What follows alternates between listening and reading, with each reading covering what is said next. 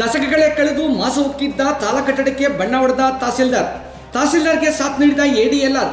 ತಹಸೀಲ್ದಾರ್ ಬಣ್ಣ ಹೊಡೆಯುತ್ತಿದ್ದರೆ ನಾವೇನು ಕಡಿಮೆಯೇ ಎಂದು ಬ್ರಷ್ ಹಿಡಿದ ಶಿಕ್ಷಕರು. ನಮಸ್ಕಾರ ಪ್ರಿಯ ವೀಕ್ಷಕರೇ, ಸಂಗಮ ಟಿವಿಗೆ ಸ್ವಾಗತ. ನಾನು ನಿಮ್ಮ ರಮೇಶ್ ಅಕ್ಕೂರ್. ಬೆಂಗಳೂರು ದಕ್ಷಿಣ ಜಿಲ್ಲೆ ಚನ್ನಪಟ್ಟಣ ನಗರದ ಟಿಪ್ಪು ನಗರದ ಪ್ರೌಢಶಾಲೆಗೆ ಚನ್ನಪಟ್ಟಣ ತಹಸೀಲ್ದಾರ್ BN ಗಿರೀಶ್ ಸ್ವತಃ ಬಕೆಟ್ ಹಿಡಿದು ಬಣ್ಣ ಹೊಡೆದ ಪರಿ.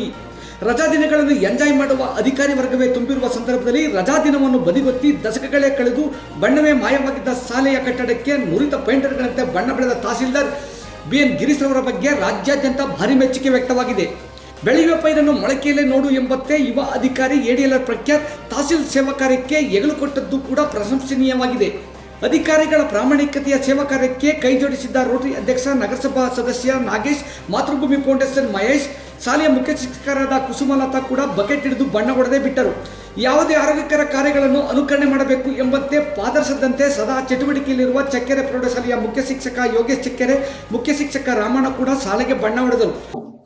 ಇಲ್ಲಿ ನಾನು ತಹಶೀಲ್ದಾರ್ ಆಗಿ ಬಂದಿಲ್ಲ, ಕೆಲಸ ಮಾಡಕ್ಕೆ ತಾಲೂಕು ದಂಡಾಧಿಕಾರಿಯಾಗಿ ಬಂದಿಲ್ಲ, ಒಬ್ಬ ಭಾರತೀಯ ಪ್ರಜೆಯಾಗಿ ಬಂದಿದ್ದೀನಿ. ಸರ್ಕಾರಿ ಶಾಲೆ ಉಳಿಸ್ಬೇಕು, ಕನ್ನಡ ಶಾಲೆ ಉಳಿಸ್ಬೇಕು ಅನ್ನೋ ವಿಷಯದಲ್ಲಿ ಬಂದಿದ್ದೀನಿ. ನನ್ನ ಉದ್ದೇಶ ಇಷ್ಟೇ. ನಾನು ಓದಿರೋದು ಎಲ್ಲ ಸರ್ಕಾರಿ ಶಾಲೆಯಲ್ಲಿ, ಸರ್ಕಾರಿ ಕಾಲೇಜುಗಳಲ್ಲಿ ಓದಿರೋದು. ಆ ಒಂದು ಋಣವನ್ನು ತೀರಿಸಬೇಕಲ್ಲ ಸರ್ಕಾರದ್ದು. ಅದಕ್ಕೋಸ್ಕರ ನಮ್ಮ ಚನ್ನಪಟ್ಟಣ ತಾಲೂಕಲ್ಲಿ 27 ಸರ್ಕಾರಿ ಶಾಲೆಗಳಿದೆ, ಪ್ರೌಢಶಾಲೆಗಳು.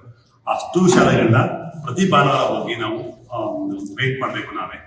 ಯಾಕೆಂದ್ರೆ ಅಟ್ಲೀಸ್ಟ್ ಸರ್ಕಾರಿ ಶಾಲೆಯಲ್ಲಿ ಓದಿ ಋಣ ತೀರಿಸಬೇಕಲ್ಲ. ಆ ಒಂದು ಹಿನ್ನೆಲೆಯಲ್ಲಿ ಚನ್ನಪಟ್ಟಣ ಎಲ್ಲ ಗೌರ್ಮೆಂಟ್ ಶಾಲೆಗಳಿಗೆ ಪ್ರತಿ ಭಾನುವಾರ ಮತ್ತೆ ಸೆಕೆಂಡ್ ಸಾಟರ್ಡೆ ಫೋರ್ತ್ ಸಾಟರ್ಡೆ ಈ ರಜೆ ಇರುತ್ತೆ. ನಾನು ಮತ್ತೆ ಪ್ರಖ್ಯಾತ ಪ್ಲಾನ್ ಮಾಡ್ಕೊಂಡಿದ್ದೀವಿ. ಎಲ್ಲ ಶಾಲೆಗಳಿಗೆ ಹೋಗಿ ನಾವೇ ಒಂದು ಸುಣ್ಣ ಬಣ್ಣವನ್ನು ಪಡಿತೀವಿ. ಇದಕ್ಕೆ ದಾನಿಗಳಾಗಿ ನಮಗೆ ಸಾಕಷ್ಟು ಜನ ಬರ್ತಾ ಇದ್ದಾರೆ. ಅದು ವಿಶೇಷವಾಗಿ ಗೌಡ್ಗೆರೆ ಚಾಮುಂಡೇಶ್ವರಿ ಟ್ರಸ್ಟ್ ವತಿಯಿಂದ ನಮಗೆ ಪೇಂಟ್ ಕೊಡಿಸಿದ್ದಾರೆ. ಅದನ್ನ ಅಟ್ಲೀಸ್ಟ್ ಅವ್ರು ಪೇಂಟ್ ಕೊಡಿಸಿದ್ದಾರೆ, ನಾವು ನಿಂತ್ಕೊಂಡು ಮಾಡ್ಸೋಣ ಅಂದ್ಕೊಂಡು ಪ್ರಯತ್ನ ಪಡ್ತೀವಿ. ನಮ್ಮ ಜೊತೆಗೆ ನಾಗೇಶ್ವರ ಬಂದಿದ್ದಾರೆ, ಆ ಒಂದು ಶಾಲೆಯ ಮುಖ್ಯೋಪಾಧ್ಯಾಯರು, ಸಾರ್ವಜನಿಕರು ಸಾಕಷ್ಟು ಜನ ಬಂದಿದ್ದಾರೆ. ಎಲ್ಲರೂ ಕೂಡ ಕೈಗೂಡಿಸಿ ಈ ಒಂದು ಶಾಲೆಯನ್ನ ಉತ್ತಮ ರೀತಿಯಲ್ಲಿ ನಾವು ಕಾಣಬೇಕು. ಆ ಒಂದು ರೀತಿಯಲ್ಲಿ ಕೆಲಸ ಮಾಡ್ತೀವಿ.